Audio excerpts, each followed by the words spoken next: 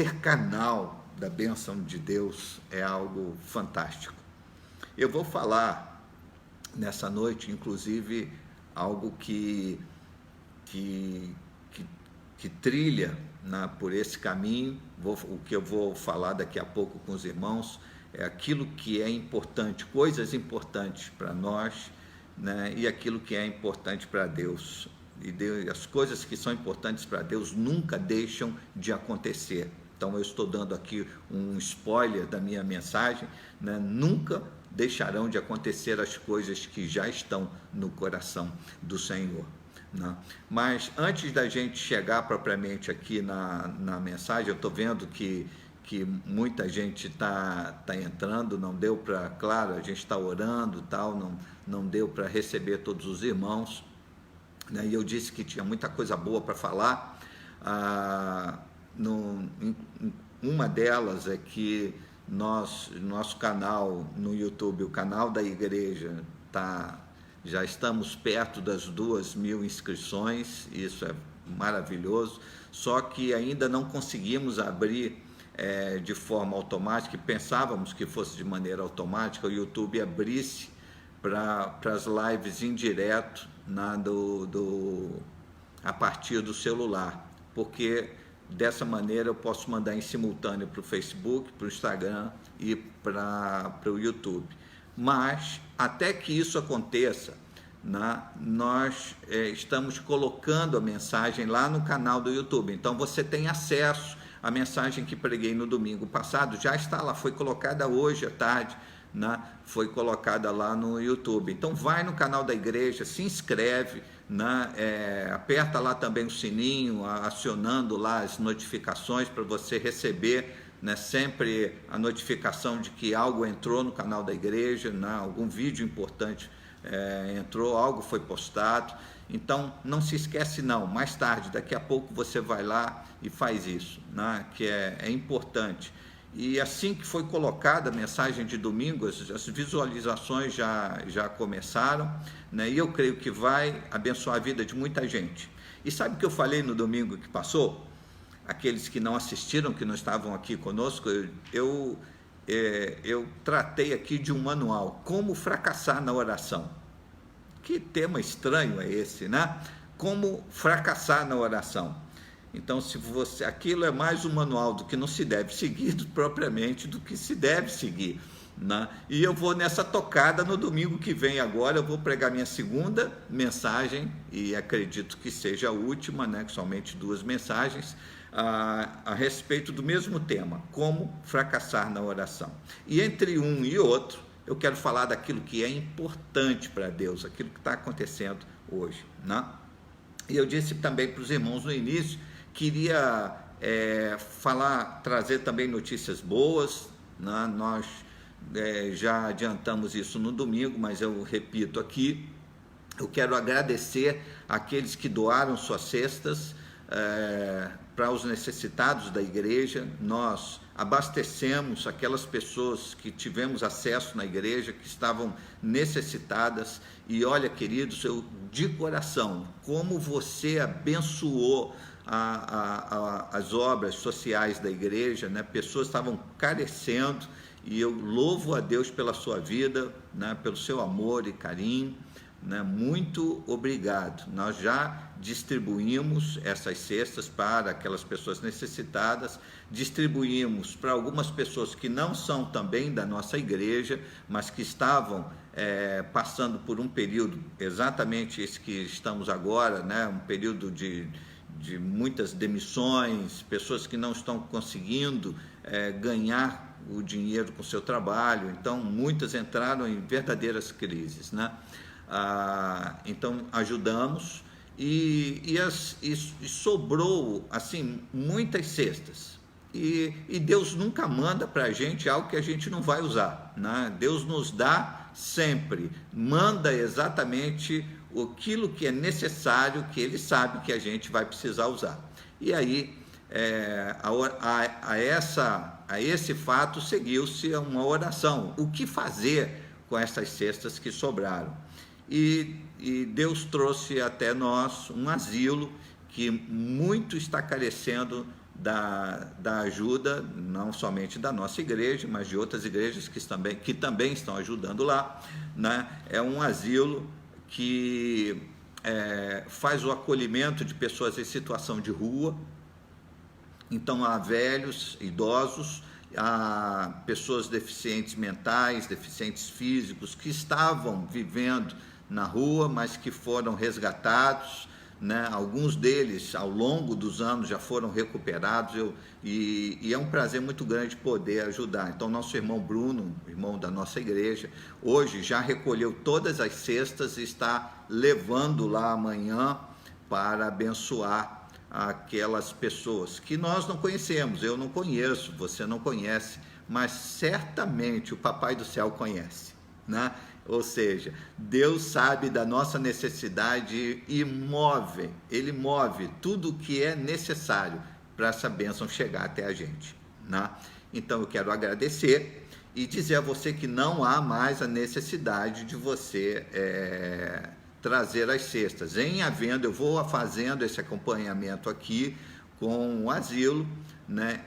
Porque há outras igrejas que estão ajudando. Então, em havendo a necessidade, eu comunico aqui a vocês, e vocês, dessa mesma forma, abençoam trazendo suas cestas básicas. A gente que mandou até pela internet, olha, obrigadão, né? Foi mesmo uma bênção. E eu quero só dizer a você que tudo aquilo que você doou chegou na ponta lá, né? Graças a Deus. Louvado seja o nosso Senhor. Também um anúncio de que, como eu disse no domingo, as nossas competências passam a ser outras assim que chega a quarentena, ou seja, a gente se manter em fidelidade, a gente se manter fiel. Então, para aqueles que querem exercer sua fidelidade nos dízimos, nas ofertas, nos votos, eu tenho percebido, através do extrato do banco, que os irmãos estão fazendo suas transferências. Muita gente tem feito transferência com seus dízimos, ofertas. Eu quero também, de coração, abençoar a sua vida, dizer que Deus te abençoe. E eu quero dizer a você como a sua oferta é importante para nós, como a sua oferta faz com que a gente mantenha a igreja, mantenha os compromissos que já tínhamos assumido na igreja, mantemos os nossos funcionários, né? Então eu quero também agradecer aqui a sua fidelidade, ao seu amor à obra de Deus, né? Então, se você quer saber como faz para abençoar a obra de Deus, depois é só nos pedir pelo privado, né, ou ligar para a igreja, e a pessoa que te atender vai passar lá os dados da igreja para você poder fazer sua transferência, tá bom? Ou nos pede aqui pelo privado e a gente passa para você, tá bem? Então, essa é um anúncio também bastante importante para nós, né? Queridos, para aqueles que estão com a sua Bíblia aí diante de si, né? Abra a sua Bíblia no livro de Neemias, capítulo 1, Neemias, no primeiro capítulo. Se você não tem a Bíblia diante de você, não se preocupe, eu vou ler aqui o texto, você só nos acompanha aí. É um texto pequeno, de 4 versículos apenas. Depois eu vou contextualizar aqui os irmãos, porque Neemias, a gente precisa contextualizar aqui o momento para a gente entender o porquê dessas palavras estarem aqui, né? Diz a palavra do Senhor que veio a Neemias um homem chamado Anani, um dos meus irmãos, segundo o livro fala, com alguns homens de Judá. Então lhes perguntei a respeito dos judeus que escaparam e que sobreviveram ao exílio, e a respeito de Jerusalém. Agora, versículo 3. E eles me responderam: os restantes, os que sobreviveram ao exílio e se encontram lá na província, estão em grande miséria e humilhação. As muralhas de Jerusalém continuam em ruínas e os seus portões foram destruídos pelo fogo. E aí Neemias retrata aqui a forma como ele reage a essa notícia ruim. Ele diz no versículo 4: quando ouvi estas palavras, eu me sentei, chorei e lamentei por alguns dias. Fiquei jejuando e orando diante do Deus dos céus. Diante do Senhor, ele ora, ele chora e ele se prostra. Diante do Senhor, mas na sua vida não estava tudo bem. De repente chega uma notícia que abala. A gente tem falado nessas lives aqui, temos falado bastante a respeito da necessidade de se dedicar à família, de se dedicar aos filhos, de se dedicar aos pais, né? Inclusive no domingo nós tocamos aqui uma música que fala sobre cuidado, né? É uma música do Paulo Baruch que fala cuide, né? É muito interessante essa música. Então você deve cuidar de todos na sua casa. Nós cuidamos daqueles que são próximos, né? Então agora na quarentena isso nunca foi falado de uma forma tão grande, né? Como é importante a gente cuidar de quem a gente ama. Neemias, nesse momento aqui, ele era um copeiro do rei da Pérsia. Ele era um exilado, ele era judeu. Contudo, ele vivia na corte. Ser o copeiro do rei era um cargo de extrema responsabilidade, de prestígio social, de prestígio político, de poder, até certo ponto, poder. Mas, mesmo com tudo aquilo que o cargo lhe dava, com todo o glamour do cargo, Neemias, continuava um prisioneiro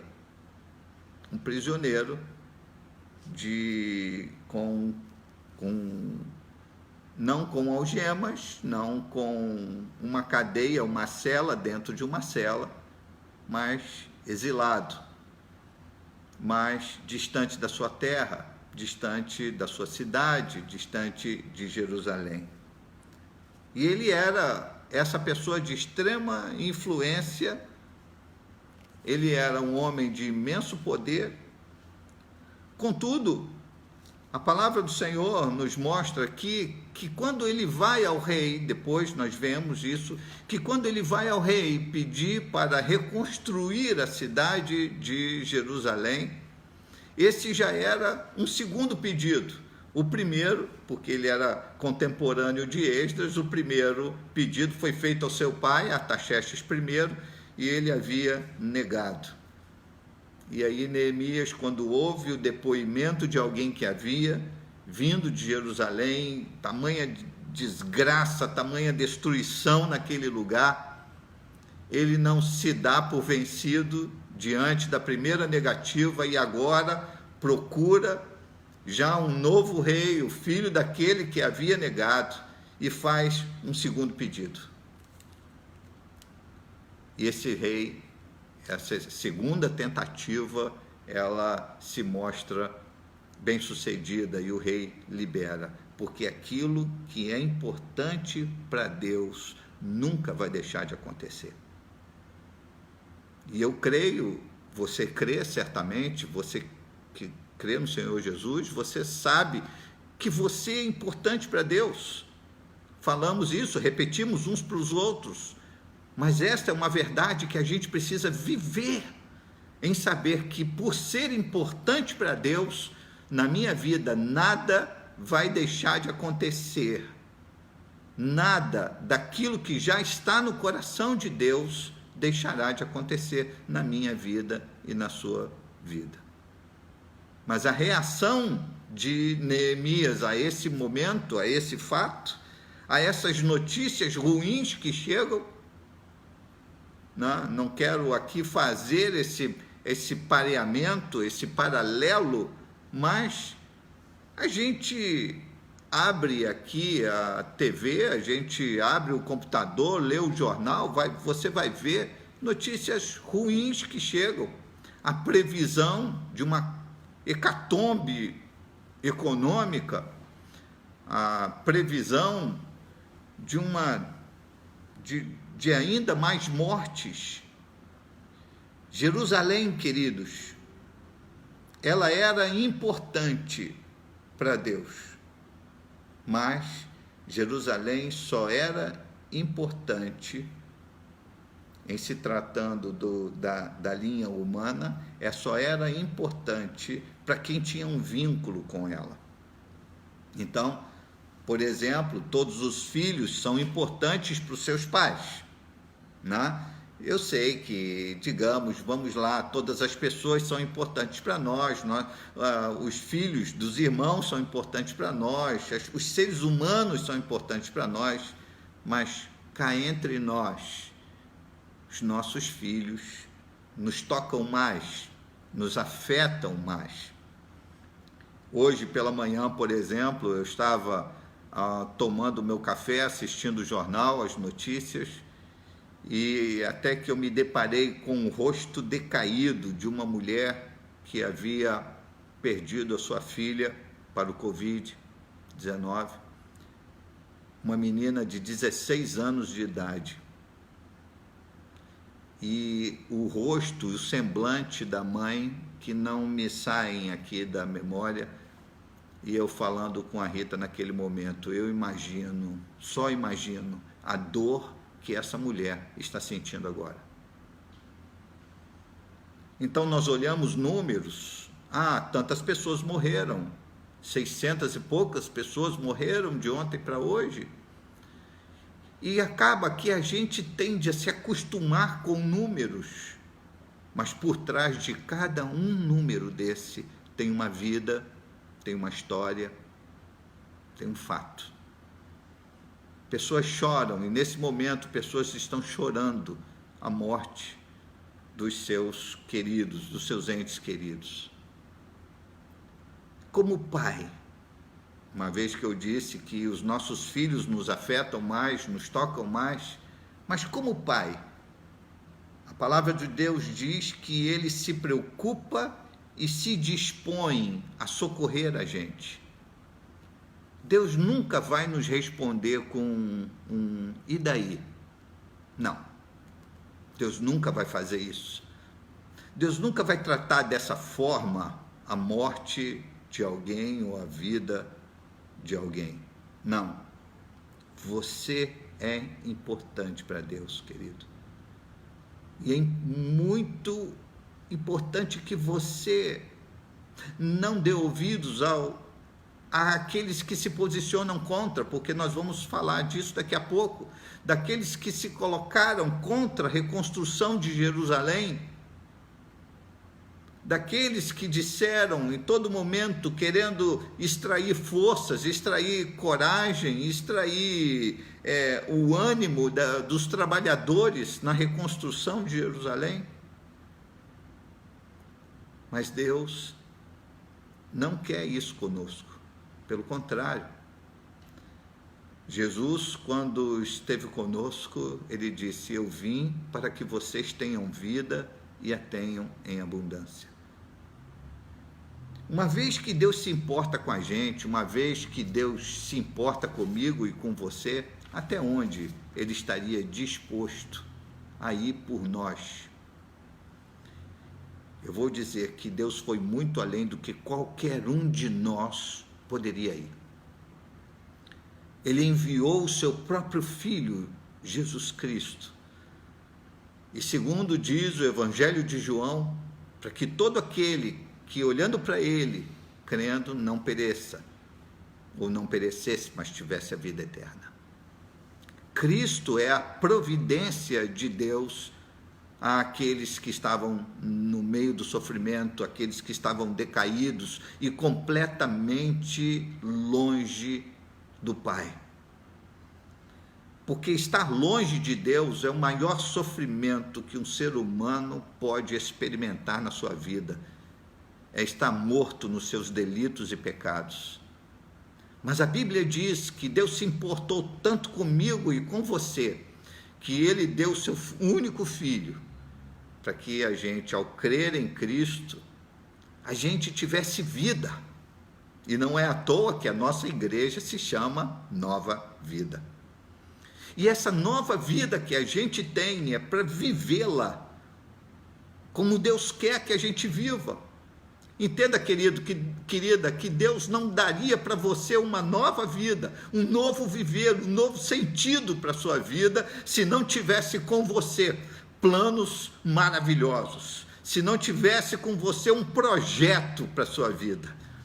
Você crê que Deus tem um projeto para você?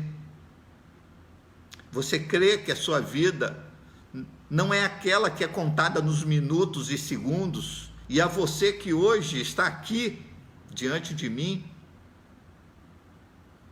quem sabe questionando por causa das crises que tem enfrentado, por causa dos imensos problemas e notícias ruins que chegam, e como se isso não bastasse, fica o medo no coração de muita gente de voltar à sua vida normal. O que fazer nesses momentos?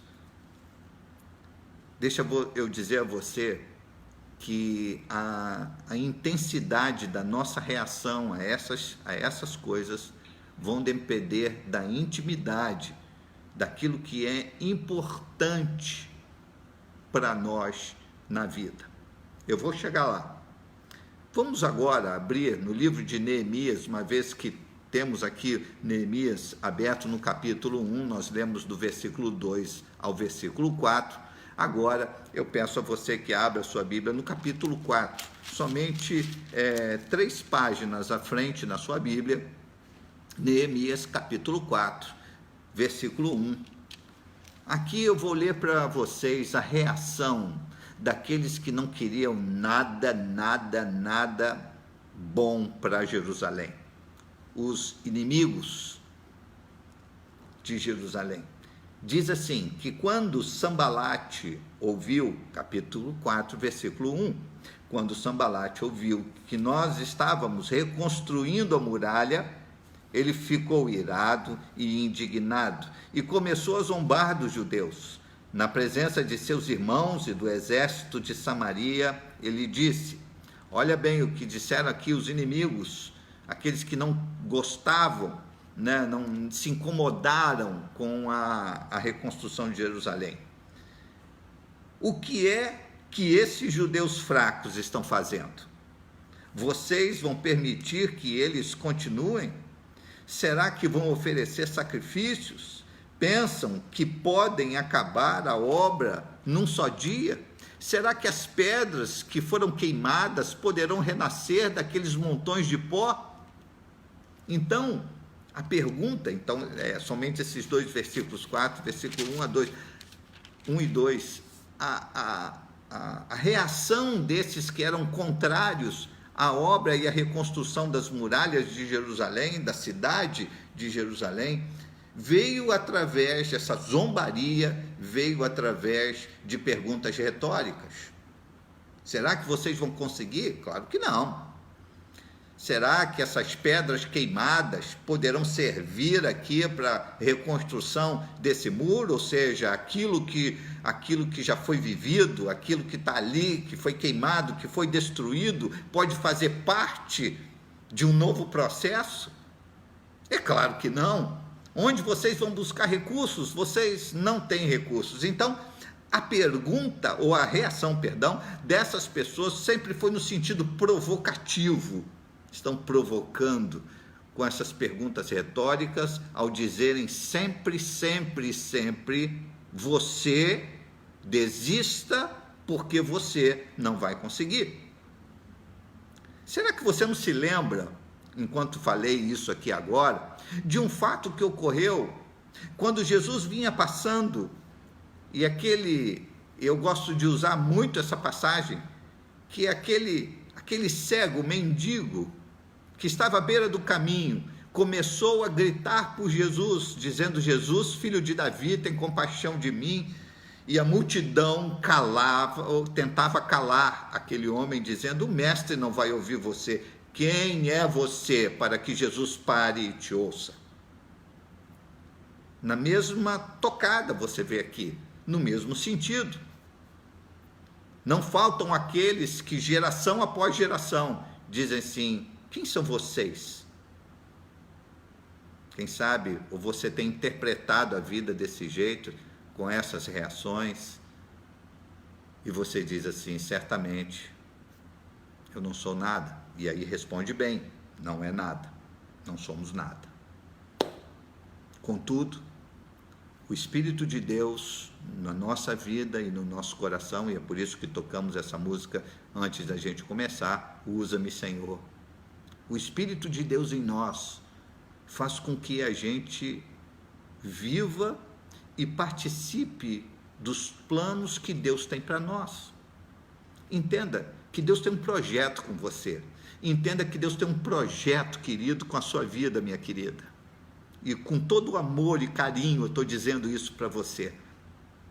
Mas somente entender que Deus tem um projeto para você, mesmo entendendo a soberania divina, isso não exclui a nossa postura diante de Deus e as nossas reações face às crises nessa vida. Se não vejamos, como é que então a gente precisa reagir à vida, às crises, aos problemas? Alguém perguntaria: o senhor mostrou agora como foi a reação contrária. Então, vamos ver como Neemias reagiu. Está lá no capítulo 1. Vamos voltar aqui ao capítulo 1, e agora somente o versículo 4 de Neemias 1, diz assim, que quando ele ouve o relato de destruição naquela cidade, em Jerusalém, ele diz que quando ouvi estas palavras, eu me sentei, chorei e lamentei por alguns dias, fiquei jejuando e orando diante do Deus dos céus. A reação de Neemias foi sentar, chorar e orar. O que isso tem a ver com atitude? Dizer que as crises nessa vida não nos afetam? Afetam sim. Ele sentou e chorou. Que a pior coisa é alguém que diz assim: não chora não, porque crente não chora. Não fica assim não, porque crente tem que ser sempre para cima. Não. Queridos, há notícias que nos abalam, há notícias que nos abatem, há crises que chegam para nós, que são avassaladoras, e que nós só encontramos forças em Deus. Nós não precisamos mostrar força, porque no fundo nossa força não vem de lado algum, a não ser do Senhor. Ele é a nossa fonte. Cristo precisa ser a nossa fonte, e é por isso que aquele cego Bartimeu não parava de gritar, não parava de pedir: Jesus, filho de Davi, tem compaixão de mim. Então, primeiro, esse homem importante que era Neemias, ele senta e chora. Então há tempo para tudo. E acredito que quando ele sentou, não sentou para ver um filme, não chorou porque estava simplesmente emocionado, não. Ele chorou o sofrimento daquela gente, ele chorou o sofrimento daquela cidade. Então a igreja hoje precisa sentir o sofrimento do mundo. E eu falei no domingo que eu não acredito numa igreja sem justiça social. Eu não acredito numa religiosidade que é pregada sem ética. Não acredito nesse tipo de religiosidade, porque é simplesmente verborragia. Isso fica só no campo das palavras e do discurso. Deus requer de nós uma ética que vai além. E esta ética, esse proceder cristão, ele envolve sentar e chorar, ele envolve o arrependimento, ele envolve o sentir a dor do outro, do próximo. E é isso que Neemias fez, isso que aconteceu com ele. Ele sentiu essa dor. E quando ele sente essa dor, ele percebeu que não havia outro recurso que não fosse o Senhor na sua vida. Como nós precisamos reconhecer isso, que não há outro a não ser Cristo Jesus. Não há outro caminho a não ser o da cruz. Não há outro recurso que não seja o próprio Senhor. E aí Neemias, Neemias, ele ora. E o que se segue a esta oração? Porque também oração é palavra. Ele ora, busca em Deus força, busca em Deus sabedoria. E ao levantar da oração, ele levanta um homem mais decidido. Um homem mais sabedor do que deveria fazer. E ele se arrisca e ele vai ao rei e faz um pedido. Quer saber qual foi o pedido? Capítulo 2 agora, só virar uma página. Neemias, no capítulo 2, diz o seguinte, aqui, que no versículo 1, no final do versículo 1, ele diz: ora, nunca antes eu tinha estado triste diante do rei, diante dele. Então o rei me disse: por que o seu rosto está triste se você não está doente? Isso tem de ser tristeza do coração. Então fiquei com muito medo. E aí Neemias disse: eu respondi ao rei: como não estaria triste o meu rosto se a cidade onde estão sepultados os meus pais está em ruínas e os seus portões foram queimados? Ele dá aqui ao rei a dimensão da sua tristeza. E o que você me pede agora, diz o rei.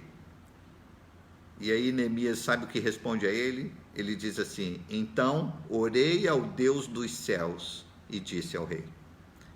Neemias busca em Deus as palavras que deveriam ser usadas para minimizar o sofrimento, resolver um problema que estava no seu coração, um sofrimento dele e de tantas outras pessoas que viviam em Jerusalém em condição de miséria.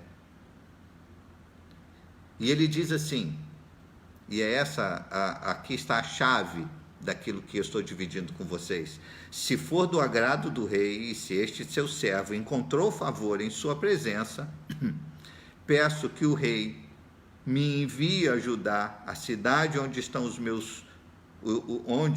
os túmulos dos meus pais, para que eu a reconstrua. Neemias está pedindo ao rei que o envie.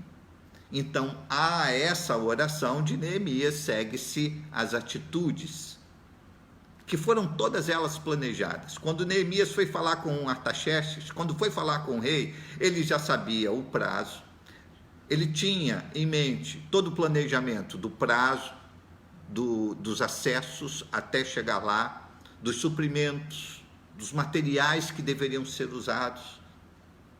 Ou seja, ele levanta da oração com um plano feito, um projeto no seu coração e na sua mente.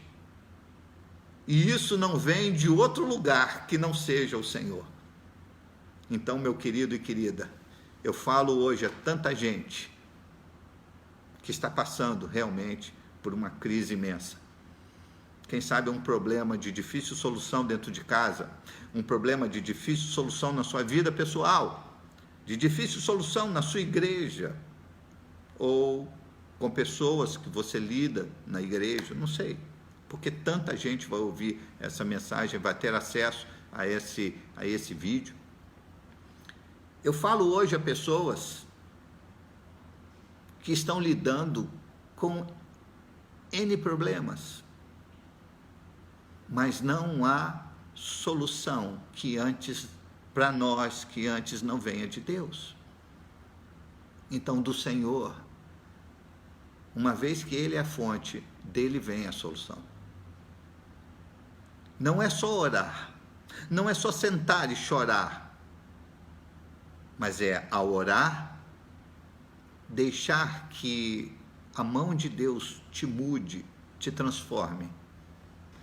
É colocar-se nas mãos do Senhor para que as mãos de Deus possam mudar a tua realidade, tua ética, tua maneira de pensar e enxergar a vida. Para Neemias, o dia seguinte poderia ainda continuar a ser aquilo que sempre foi, o copeiro do rei. Mas Deus incomodou o coração daquele homem, porque ele tinha um projeto na vida de Neemias. E olha, querido, tão certo como eu falo com você nessa noite, tão certo como o ar que a gente respira, eu digo a você que a sua vida não chegou no final. Deus tem um plano e um projeto para você. Mas que ao sair daqui, desta reunião que temos hoje, que você saia com esta certeza que antes é necessário sentar e chorar, arrepender-se, se colocar como massa moldável na presença de Deus. Não como uma solução mágica, não como um botão em que fosse apertado e os meus problemas fossem resolvidos. Não, de maneira nenhuma. Deixa que Deus abençoe sua vida, querido. E certamente Ele o quer abençoar. Contudo, é necessário que você cumpra aquilo, esse processo que Neemias cumpriu. Sentando, chorando. Quem sabe, eu falo hoje a pessoas que estarrecidas, estão chorando por dentro, não sabendo o que fazer. Neemias também não sabia. E deixe-me dizer a você que os grandes milagres do Senhor, as grandes ações de Deus, iniciam-se exatamente assim, quando a gente não sabe o que fazer. Mas deixa que Deus vai nos ensinar na sua soberania, porque Deus é soberano naquilo que faz. Mas essa soberania divina, ela se apropriou de um homem que estava acostumado a ser copeiro do rei, para ser algo que provavelmente ele não imaginou ser. Então deixa Deus se apropriar de você, deixa Deus fazer com a sua casa aquilo que Ele quer fazer, deixa Deus fazer com a sua vida aquilo que Ele quer fazer. Seja massa moldável nas mãos de Deus. Por isso a minha mensagem nessa noite tem esse título, Coisas Importantes. Você é uma coisa importante para Deus. Desculpe colocar como coisa, por que não? Nós somos pessoas importantes para Deus. Não há nada mais importante, porque Deus deu aquilo que Ele tinha de mais precioso, seu Filho, por amor a nós. Entregou. Que você valorize isso. Que você hoje seja levado pelo Espírito Santo a sentar e chorar e dizer: Senhor, como eu posso ser usado por Ti? Como eu posso ser canal das Tuas bênçãos? Faça essa oração e esse pedido diante de Deus, querido e querida. Era isso que queria dividir com vocês aqui nesta noite.